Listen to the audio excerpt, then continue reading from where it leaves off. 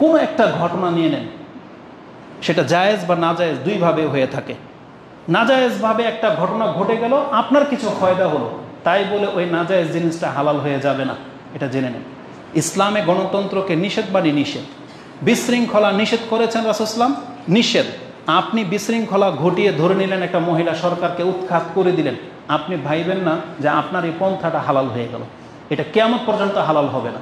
ভালো করেছেন, এটা আপনার নিয়তেই ছিল না, কিন্তু আল্লাহ ঘটিয়ে দিয়েছেন, আলহামদুলিল্লাহ।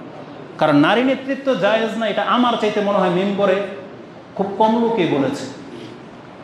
এক আব্দুর রাজ্জাক বিন ইউসুফ হাফেজাহুল্লাহ, তার বক্তব্য প্রচার হয়েছে বেশি, সেজন্য এটা জানেন। কিন্তু আমি যত মেম্বরে কথা বলি, সাক্ষী আছে অনেকে, ওনারা তো চাষারা মসজিদে নিয়মিত থাকে, কতবার চাষারা মসজিদের মেম্বরে এ কথা বলেছি। গত খুতবার আগের খুতবায় গ্যাঞ্জাম হওয়ার আগেও বলেছি, আপনারাই তো নারী নেতৃত্বে বসিয়েছেন। এটাই তো সবচেয়ে বড় ফিতনা ছিল। আমাদের নারায়ণগঞ্জের মেয়র ছিল যিনি একজন শিয়াপন্থী মহিলা, এটা কারা বসিয়েছে? আপনারা বসিয়েছেন। সাহস করে কে কথা বলেছে? আমি বলেছি।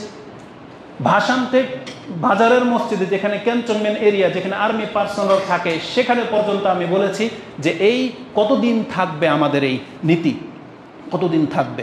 তারা সেখানে আর্মি পার্সন ছিল, আমি তো আর ভয় করে কথা বলিনি। কথা হচ্ছে যে আমাদের আলেমরাই বলে, আলহামদুলিল্লাহ, সেটা আপনাদের মাধ্যমে হোক, যেভাবে হোক, এই ফিতনা আল্লাহ আমাদের কাছ থেকে তুলে নিয়েছেন। আমরা প্রতিনিয়ত আল্লাহর কাছে দোয়া করব, আল্লাহ দ্বিতীয়বার যেন বাংলার জমিনে কোনো মহিলা যেন নেত্রী হতে না পারে। কারণ একজন জালেম যেভাবে চালাক না কেন, একটা পুরুষই। আর মহিলাকে রাসূলুল্লাহ সাল্লাল্লাহু আলাইহি ওয়াসাল্লাম আমাদের উপরে ফিতনা বলেছেন। সেটা ব্যক্তিগত দিক থেকে মহিলা ফিতনা, আর ক্ষমতায় মহিলা বসলে রাসূল বলছেন ফালা ইউফলিহু কওম, ওই জাতি কোনোদিন কল্যাণ পাবে না যাদের নেতৃত্ব দেবে মহিলা। তিরমিজিতে হাদিস স্পষ্ট আছে। তালাকুলি হাল, সেটা আপনারা জানেন, তা আমরা সেদিকে যেতে চাচ্ছি না। আজকে এই ছাত্রদের আন্দোলনের নামে আমাদের যুবক যারা, কারণ আমাদের বক্তব্য কারা শোনে? আপনারা শোনেন। যারা ধর্মকর্ম করে, আমাদের মেসেজ কিন্তু তাদের জন্য। আমভাবে আমরা প্রচার করি, কিন্তু সবাই কিন্তু আমাদের কথা শোনে না, বোঝেও না। তো আপনি যেহেতু কোরআন সুন্নাহ মেনে চলবেন বিদায় আমাদের কথা শোনেন, বা আপনি ইসলাম পালন করবেন বিদায় জুমার খুতবায় আসেন এবং নেটে বক্তব্য শোনেন, নিঃসন্দেহে আপনার মধ্যে একটা সততা একটা আছে, আপনি আল্লাহকে ভয় পান, আপনি নাজাত চান, এই জন্যই তো শোনেন। সবাই কিন্তু আর ইসলামিক ওয়াজ মাহফিল শোনে না, এই বক্তব্য শোনে না। আজকে অধিকাংশ ছাত্ররা, মুসলিম পোলাপানরা রাস্তায় ট্রাফিকের কাজ করতেছে, কিন্তু ওরা মসজিদে আসবে না, কারণ ওদের কাছে ধর্মের চারণার কোনো মূল্য নেই, ওরা নাজাতের কোনো ভয় নাই। ও যেটাকে ভালো কাজ মনে করে ওইটাই করবে। এতে আল্লাহ সুবহানাহু ওয়া তাআলা কি সন্তুষ্ট হবে কি হবে না, এই নিয়ত নিয়ে ওরা মাঠে নামে নেয়। ওরা একটা শৃঙ্খল দেশ চাচ্ছে, কিন্তু ওরা আল্লাহ সুবহানাহু ওয়া তাআলার বিধানকে কায়েম করার জন্য নামে নেয়। আলা কুল্লি হাল, আমরা যেটা বোঝাতে চাচ্ছি আপনাকে, যেহেতু আপনারা কথা শোনেন, কোরআন হাদিস যেহেতু আপনারা মানেন, তাহলে রাসূল ইসলামের হাদিস দিয়ে উপদেশ আমরা কাদেরকে দেব? আপনাদেরকে তো দেব। এই উপদেশটা আপনাদেরকে গ্রহণ করতে হবে।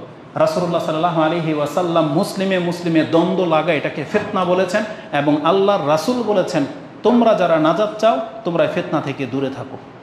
এটাকে আমাদের বক্তব্য না, রাসূল ইসলাম শিক্ষা দিয়েছে। তাহলে সেটা আপনার খেলাফ গেলে আপনি আবার মুখ উল্টে নেন মানি, বাজে মন্তব্য করেন মানি, এটা তো আপনার কল্যাণের জন্যই বলেছিলাম। দুনিয়া যেই দিকে যেমনটাই হবে হবে, কিন্তু আপনি রাসূল ইসলামের আদর্শকে মেনে নিলেন কিনা, এটা হচ্ছে দেখার বিষয়। তো এটা ছিল সংক্ষিপ্ত কথা। এই পরিস্থিতির উপরে নির্ভর করে যে আমাদের ভাষা বুঝতে হবে, কিসে কল্যাণ আছে জেনে নেন। এটা একমাত্র কোরআন হাদিসে আছে, আর কোরআন হাদিসের আলেমরা আপনাদেরকে যেই পথ দেখাবে এটা আপনি মেনে নিতে পারলেই আপনার জন্য কল্যাণ।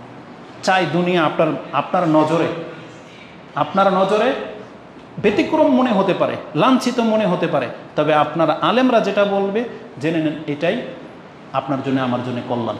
আর আমাদের ক্ষেত্রে এটা বলবো, আমাদের সালাফি আলেমরা পুরো টিম, এককভাবে কারো ফতুয়া দুর্বল, কারো ফতুয়া অগ্রহণযোগ্য হতে পারে, কিন্তু আমাদের তো একটা পুরো টিম আছে। টিম নাই? আমাদের বাংলার জমিনে তো আহলে হাদিস 100 আলেম হইলেও আছে, নাই?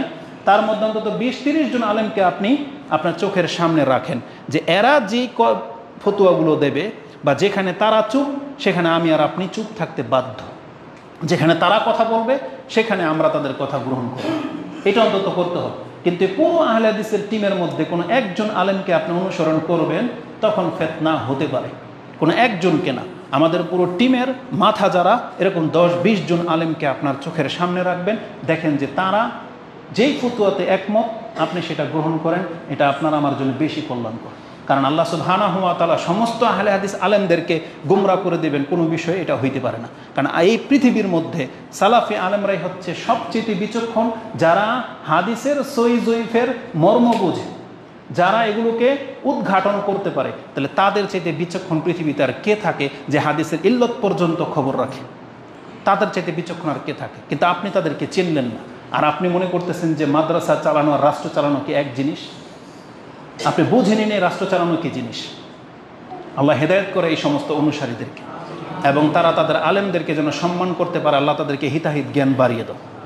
তা আজকের খুতবায়, এমনকি আগামী যে খুতবাগুলো আমরা প্রতিনিয়ত আল্লাহ সুবহানাহু ওয়া তাআলার যে বিচার বিশ্লেষণ আপনাদের কাছে আমরা তুলে ধরি, সেটা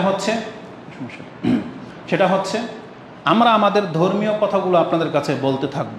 তো এই চলমান পরিস্থিতিকে কেন্দ্র করে নয়, বরং এই বছর আমার বিষয় ছিল কিয়ামতের পর্বগুলো নিয়ে কথা বলা, যে কিয়ামতের এই আগে পৃথিবীতে কি ঘটবে সেই সম্পর্কে কথা বলা। এক পর্যায়ে আমরা কয়েকটা বক্তব্য দিয়েছি, তাতে আমরা কিয়ামতের লক্ষণে পৌঁছেছি। গত পর্বে কিয়ামতের লক্ষণ বলতে গিয়ে রাসূলুল্লাহ সাল্লাল্লাহু আলাইহি ওয়াসাল্লাম আমাদেরকে জানিয়েছেন কিয়ামত যে অত্যন্ত নিকটে চলে আসছে, তার কিছু লক্ষণ দেখে আপনাকে চিনতে হবে। আর কিয়ামত যত বেশি ঘনিয়ে আসবে, এই পৃথিবীতে বিপর্যয় নেমে আসবে, মানে ফিতনা আম হয়ে যাবে, মূর্খামি বেড়ে যাবে, এলেম উঠে যাবে। এগুলো হচ্ছে লক্ষণ। তো ফিতনা ব্যাপক হবে। ওয়ায়ুযহারুল ফিতান বলা হয়েছে, ফিতনা আম হয়ে যাবে। আর ফিতনা নাজিল হবে বলা হয়েছে কামাওয়াকিতিল কতর, মানে বৃষ্টির ফোঁটার মতো ঝরতে থাকবে। বৃষ্টির ফোঁটা যেমন একটার পর একটা ঝরে, এইভাবে পৃথিবীতে মুসলিমদের উপরে বিপর্যয় আসতেই থাকবে। এই ফিতনা নিয়ে গত পর্বে আমরা আলোচনা করেছিলাম। তাতে ফিতনা শব্দটার অর্থ নিয়ে কথা বলেছিলাম, যে ফিতনা মানে হচ্ছে বিপর্যয়, ফিতনা মানে হচ্ছে পরীক্ষা, ফিতনা মানে হচ্ছে বিপদ আপদ, ফিতনা মানে হচ্ছে শাস্তি। এইভাবে ফিতনা শব্দটাকে কোরআন হাদিসে বহু অর্থে ব্যবহার করা হয়েছে। সেই অর্থ নিয়ে গত খুতবায় আলোচনা করেছিলাম। তার মধ্যে একটা অর্থ কি বললাম?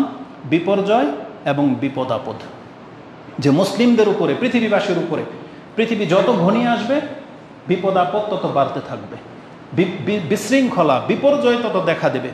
মুসলিমদের মধ্যে কত বড় বিপর্যয় দেখা দেবে, যেখানে রাসূলুল্লাহ সাল্লাল্লাহু আলাইহি ওয়াসাল্লাম বলেছেন আমার উম্মতের কিয়দাংশ পুতুল পূজায় লিপ্ত হয়ে যাবে, আবার পুতুল পূজায় লিপ্ত হয়ে যাবে। এবং বলা হয়েছে অধিকাংশদের অবস্থা কেমন হবে? তারা পূর্বের জাতির দিকে ফিরে যাবে। বলছে ইহুদি নাসারা, বলছে ফামান, তাহলে আর নয়তো কে? তার মানে অধিকাংশ মুসলিমদের চরিত্র ইহুদি নাসারাদের মতো হয়ে যাবে। এটার চাইতে বড় বিপর্যয় মুসলিমদের জীবনে মনে হয় আর কিছুই ঘটবে না। তো এটা যেহেতু পৃথিবীর একেবারে শেষ দিকে ঘটবে, এজন্য এই চ্যাপ্টারটা আমরা একেবারে শেষ দিকে আলোচনা করব। আজকে যেই জিনিসটি, যেই ফিতনাটা দিয়ে আমি শুরু করব, সেটা হচ্ছে মুসলিমদের উপরে সবচেয়ে বড় ফিতনা যেটা ছেয়ে যাবে, সেটা হলো মুসলিমের দ্বারা মুসলিম ক্ষতিগ্রস্ত হবে। মুসলিমের দ্বারা মুসলিমের ক্ষতিগ্রস্ত হবে, এটা আল্লাহ রাসূল সাল্লাল্লাহু আলাইহি সাল্লাম তিনি ভবিষ্যৎবাণী করে আমাদেরকে জানিয়েছেন। এই মর্মে হাদিসের কিতাবগুলোতে পর্ব রয়েছে, যেমন ইমাম মুসলিম রাহিমাহুল্লাহ তিনি তার 54 নম্বর পর্বে কিতাবুল ফিতান, তার 5 নম্বর পর্বটা হচ্ছে, তিনি বলেছেন বাবুন, এই অধ্যায় হলো ফি হালাকি হাযিহিল উম্মাহ বাদুহুম বিবাদ, এই উম্মত একে অন্যের দ্বারা ক্ষতিগ্রস্ত হবে।